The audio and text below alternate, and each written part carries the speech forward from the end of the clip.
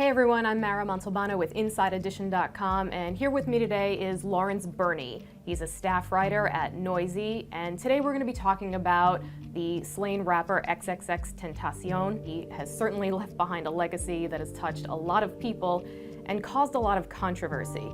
And we're talking to Lawrence today because he's written extensively about X's past, and yeah, so thank you for being here today. Yeah, thanks for having me. So you wrote an article before he died called "You Don't Have to Listen to Abusive Rappers." Can you summarize that for us? Well, basically, over the past year and a half or so, X, along with a couple other artists like Takeshi69, Shoot at me, I'm shooting back, I'm getting buckets. Kodak Black, They tried to give me 8, got on my knee like Jesus, please. He don't even believe in Jesus. NBA YoungBoy.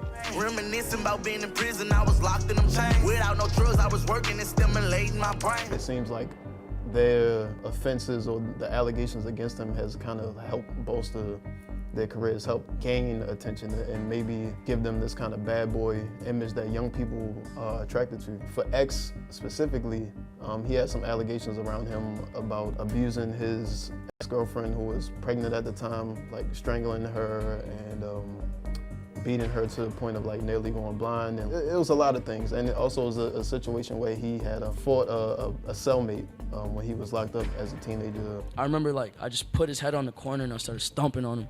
And then when I did that, I tried to strangle him. I was, and long story short, I was gonna kill him. I decided that I should take a stance on that, which would be, we don't have to support these artists, because when you do support them, you're saying more than when you don't, in my opinion. If you can make that decision to just gloss over or look over these things that these artists are doing, what does that say about your morals? What does it say about the things that you value? Do you not care about people who are on the other side? Because there's a conversation that people like to have is like, why are you taking these victims or these accusers' side? Like, you don't know what happened. They could just be lying because this guy's famous. But I could take that same argument and flip it the other way. Like, why are you putting this trust in this artist? You're doing it because you like their music, but it doesn't mean that they didn't do the things they're accused of. And for one, X's music ran contrary to the things he was accused of. So his music was really about dealing with mental health, dealing with loneliness, dealing with suicidal thoughts. He established a relationship to fans who decided that his music helps me out so much that I can look beyond these things, or his music helps me so much that he can't be a bad person, or he's not capable of doing these kinds of things. It wouldn't make sense. So people take a lot of liberties with fandom. I think fandom can cloud your judgment, or some people just don't care. Do you think it had to do with his age too? I mean, he was so young. He wasn't even 21 when he died. You mean as far as willing to forgive him for what he has done to other people, maybe he's still growing up, or whatever. I'm sure. I mean, even paying attention to the dialogue since he was killed, that's been a lot of people's reasoning. He was super young. Sure, you make mistakes as a young person, but the things that he was accused of don't necessarily seem like mistakes. Like, you don't beat somebody half to death by mistake. And he also seems somewhat unapologetic about a lot you in the interviews that I've read with him or even listened to with him. Right. Sure, he might have been an immature person. That's, you can take that into consideration if you want, but what does that say to his victims, or not just his victims? What does that say to people who are victims of abuse? People whose feelings and experiences get disregarded. Everybody's experiences need to be considered.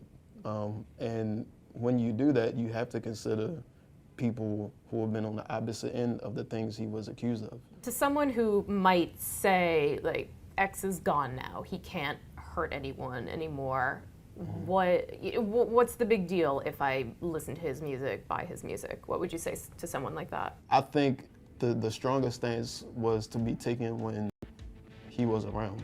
I don't know what it says right now to say I'm not listening to his music.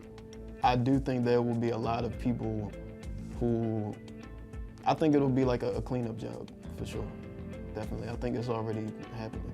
At the end of the day, it would have been nice to see him get that day in court and for him to deal with the consequences of his action. Now we're gonna watch a video entitled Sad that was put out after X's death.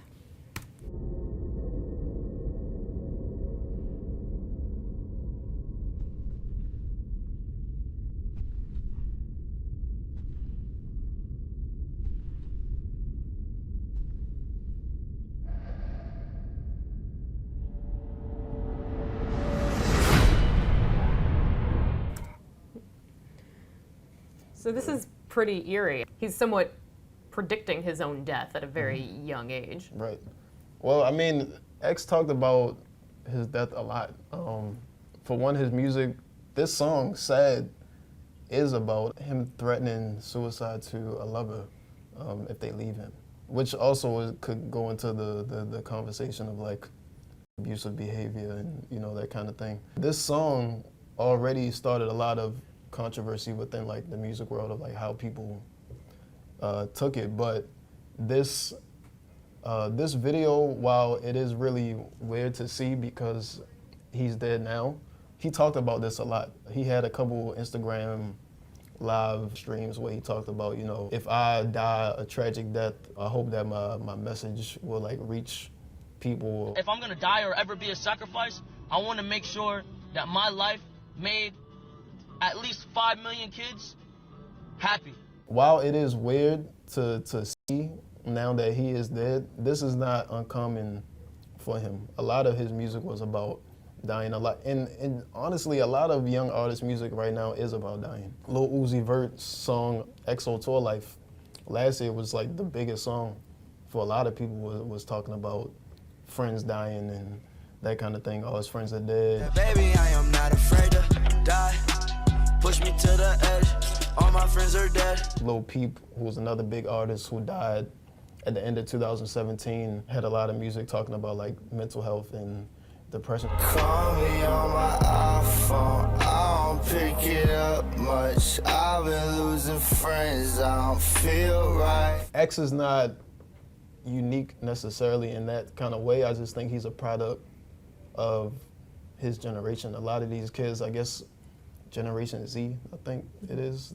This is just what they face. These kinds of videos give more credence to like young people viewing him as their Tupac, because I've seen that a lot online. Like, you know, he's probably going to be treated the way that Pac was. Only time will tell, because Tupac is like worshipped. It's hard to say if X is going to be that. It definitely adds more complication or adds more mystique around his persona, especially for his young fans. I think this is something they can take and run with for sure. I think this is definitely going to contribute to like his legend. Mm-hmm. Especially now that he's dead and still putting out music videos. Right. So, yeah. I'm sad, I know, yeah.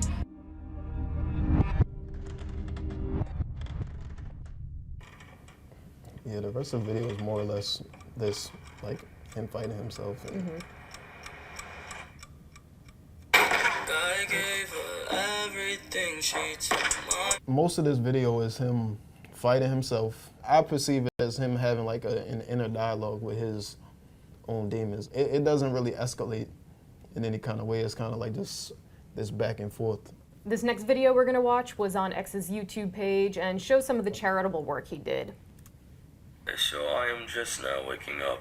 I am tired as hell, but today I'm gonna be vlogging because I'm gonna be going to a foster home, and I'm gonna be donating a bunch of clothes, a bunch of PS4s, like shoes, just different things to the kids. I'm gonna donate like a bunch of stuff to them. Seeing things like this, I was never of the mind that every fiber of his being was negative necessarily. It's great that he did that. It's great that he went to these schools and gave these kids these, you know, PlayStations and stuff like that. That is why his death is so conflicting for so many people, because a lot of people think like, well, if you're capable of doing this kind of stuff, how could you do the things that you're accused of? But I think that people have to accept the fact that everybody is subject to critique. Especially for me, I'm a critic. Like, this is what I have to do. Right. It would be irresponsible to not talk about the full picture. Which, I mean, for them, it's hard to get the full picture because they Right. can see him doing this. Right. They can't see him Right. committing the crimes that he's accused of. Right. And when you're a kid, you don't want to, not even just when you're a kid, but especially when you're a kid, I feel like the last thing you want to know is that your hero has done something bad. A lot of people that eulogized him were saying that he was trying to turn his life around and all that stuff. Maybe he was, I don't know. I could never speak to what he was doing or what he wasn't doing. And I think what people really should walk away with is that while he might have been trying to right his wrongs, you can't, to me, I don't think you can necessarily right wrongs. It's, you did the wrong and you do right. But those things don't have to exist together. They can exist separately. X could have been a great person to a lot of people, but the common person didn't get to see that side of him. So all I can go off of is what was presented to the public. What was presented to the public was him preaching the messages of positivity, also him seemingly taking pride in inflicting pain on people, and allegations that were against him. So when you take all of those things into consideration, it's hard to grapple with. These are why his legacy is going to forever be complicated, or maybe not complicated at all. I think this type of stuff is more than likely going to outshine or overshadow anything that would hurt his legacy. And I just think that's not just because of him. I just think that's how people tend to treat their heroes. It's just tragic on every way that you slice it. Nobody won in that situation. It's all loss, in my opinion. Lawrence Burney from Noisey, thank you very much for sitting down and watching these videos with us and trying to uncomplicate a complicated legacy. Yeah, thanks for having me. I'm Mara Montalbano with InsideEdition.com, and thanks for watching.